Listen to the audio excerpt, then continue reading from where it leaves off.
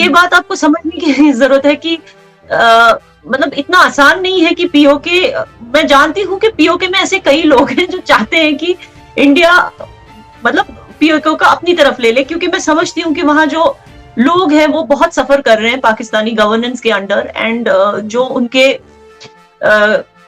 जो जो एक्सपेक्टेशंस थे पाकिस्तान गवर्नमेंट से वो पूरे नहीं हो रहे, बहुत अरसे से पूरे नहीं हो रहे।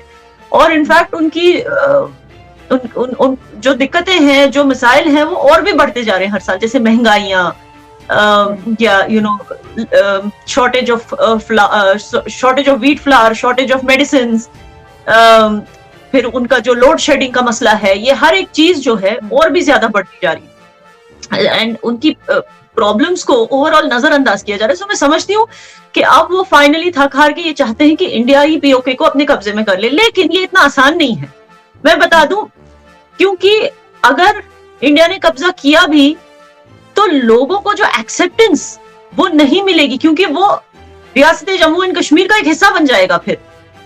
और मैं आपको बता रही हूँ, खुले शब्दों में आपको बता रही हूँ, खुले लफ्जों में, कि एक्सेप्टेंस उनको नहीं मिलेगा।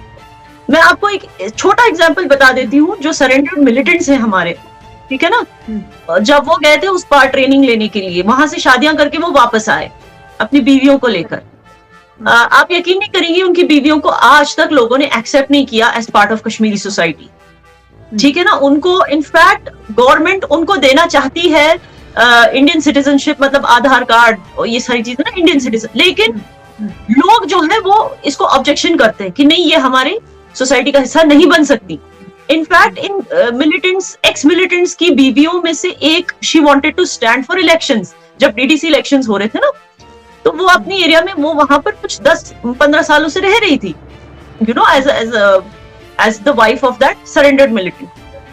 तो अब देखो, सरेंडर्ड मिलिटेंट जो है वो हमारा अपना है, उसको एक्सेप्ट कर लेती है सोसाइटी, लेकिन वहां से जो औरतें शादी करके आई उन्हीं को एक्सेप्ट नहीं करने को तैयार है। तो ये चीज आपको समझने की जरूरत है। ये बहुत ही सेंसिटिव इशू है डेमोग्राफी का, कि इट्स वेरी हार्ड फॉर जो पीओके के लोग हैं, उनको इंडिया में एक्सेप्टेंस मिलना बहुत ही मुश्किल है। और ये मैं आज खुले लफ्जों में कहती हूँ, ताकि ये ना हो कि बाद में फिर मुहाजिरों वाली उनकी हालत हो जाए यहाँ पर। So it is very clear, because Indians are communist by nature. It is not easy for us to accept any outsider as part of us.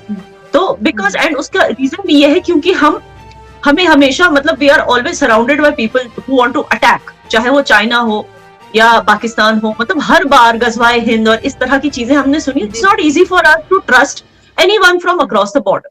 तो ये याना जी, आपने अभी बोला कि जैसे हम पीओके की बात करें तो आपने कहा कि दोनों एरियाज का इकट्ठे हो जाना और मिलके रहना बहुत ज्यादा मुश्किल है। जैसे आपने कहा कि कुछ लड़कियां ब्याह के उनको एक्सेप्टेंस नहीं मिली है, लेकिन फिर ये भी तो झूठी उम्मीद हो गई ना कि उस तरफ से दिलाई जा रही है यहाँ के लोगों को कि हम आपको अपने साथ मिला लेंगे। डेट्स में वो जो है पाकिस्तान के अगेंस्ट जा रहे हैं, नारेबाजी कर रहे हैं, स्ट्राइक्स कर रहे हैं, तो क्या उनका हाल भी यही होगा? ना वो वहां के रहेंगे ना फिर यहाँ के रहेंगे। नहीं, यहाँ से कौन वादा कर रहा है कि हम लेकर रहेंगे? हाँ, कुछ लोग बोलते हैं अखंड भारत। अभी जैसे बहुत दफा हमने देखा है कि इंडिया मीडिया में बात हो रही है कि आप पीओके को वापस लेने का टाइम आ गया, तो जब एक्सेप्टेंस ही नहीं है तो लेने का क्या फायदा? देखिए, मैं वही कह रही हूँ, आपको क्यों लगता है कि अब अगर जब इरादा किया है तो ले ही लेते? आपको क्यों लग रहा है कि इतने टाइम तक नहीं ले रहे? क्योंकि लोगों से एक्सेप्टेंस नहीं मिल रहा है, क्योंकि उनको यही डर है कि ठीक है भाई, हमें सिर्फ जमीन तो नहीं चाहिए, उसके साथ लोग भी तो आएंगे। अब सिर्फ जमीन का मसला होता तो कब तक लिया होता हमने, अब उसके साथ लोग भी आएंगे, उनको यहाँ पर एक्सेप्टेंस नहीं मिलेगी, वो भी तो सोचना पड़ता है। तो इस वजह से क्या है कि पीओके के लोगों को अब जो है सिर्फ अपने नारे नहीं लगाने हैं, उनको कोशिश करनी है कि इंडिया के लोग उन पे ट्रस्ट कर सकें, ताकि उनको यहाँ एक्सेप्टेंस मिले। ये बहुत जरूरी होता है। हम ये नहीं कह सकते कि हमें मुश्किल है, आप हमें अपना लो, आप हमें गोद ले लो, ये तो नहीं होता ना। सामने से भी तो इनविटेशन मिलना चाहिए, सामने से भी तो लोगों को लगना चाहिए हमारे अपने हैं। वो कैसे लगेगा उनको? बहुत कोशिश करनी, सोच समझ के इनको बात करनी है, इनको ध्यान से बात करनी है इंडिया के बारे में, इंडियंस के बारे में, ताकि इनको यहाँ एक्सेप्टेंस मिल सके। एक्सेप्टेंस कहीं भी इस तरह मिलना, शायला आपको भी पता है, इट इज नॉट पॉसिबल। आप सही कह रही हैं। और याना जी, हमारे यहाँ भी अक्सर जैसे डिबेट्स होती है, शो होते हैं, तो वो ये कहते हैं कि हमें जो है ना उस साइड से कोई इतना लेना देना नहीं है, लेकिन हम जो है अपनी कश्मीरी मुसलमानों का दर्द महसूस करते हैं और हम उनको आज़ाद करवाना चाहते हैं, क्योंकि वहाँ पर जवान जो है, बच्चे मारे जा रहे हैं, खवातीन पे बहुत जुल्मों सितम हो रहा है। तो हम जो है कश्मीर के लिए लड़ाई लड़ेंगे, उनकी आज़ादी के लिए। तो मैं आपसे ये पूछना चाहूंगी कि सिर्फ वही लोग आजाद हैं जो कि सोशल मीडिया पर आते हैं, कुछ ही लोग हम देख रहे हैं कि बाकी लोगों को भी आजादी है?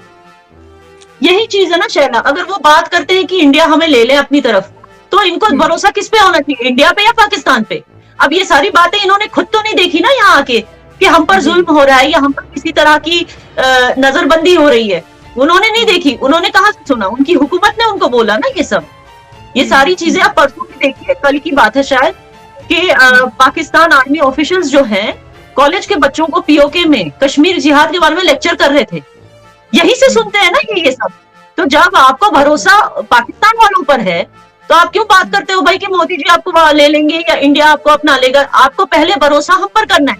हम में से कोई भी जब सामने आता है बोलता है कि भाई हम खुश हैं इंडिया के साथ, आपको उस पर यकीन नहीं करना, आपको उन्हीं जर्नलों पे यकीन करना जो आप पर जुल्म करते हैं, जिन्होंने आपके हक खा रखे हैं। फिर आप कैसे कह सकते हो कि इंडियंस आपको अपना लेंगे? इसके लिए बहुत जरूरी है कि आपका भरोसा भी इंडिया की तरफ हो। जी।